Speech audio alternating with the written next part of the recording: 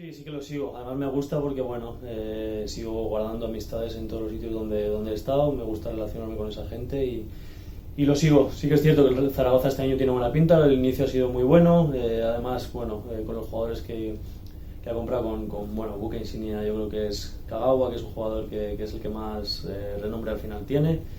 Y la gente está ilusionada. Y eso es un sitio donde si la gente se ilusiona, se mete con el equipo, creo que la Romareda la pueden llenar cada fin de semana perfectamente y tiene una cultura de fútbol bueno, que es buena porque si los resultados acompañan y se mete en una burbuja allí la Romareda aprieta. Entonces creo que para la segunda división, que es muy larga, es importante y me parece que puede ser un buen año. Ojalá que sea el año de la vuelta a primera división, que hace muchos años bueno, que lo estamos deseando porque creo que es un histórico de nuestra liga y es una ciudad donde se vive el fútbol, o sea que ojalá. Además tengo muchos amigos y me gustaría que estuvieran disfrutando lo antes posible de la primera división. ¿Con quién guardas contacto por ahí?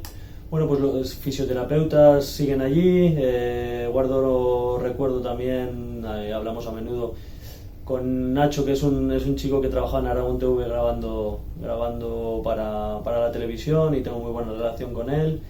Y jugadores ya no quedan con los que yo jugué, pero es bueno, conozco a varios de Zaragoza. Además, con La Guardia, que después se jugaba en primera división, es de Zaragoza y jugué junto con él en Zaragoza y es de allí.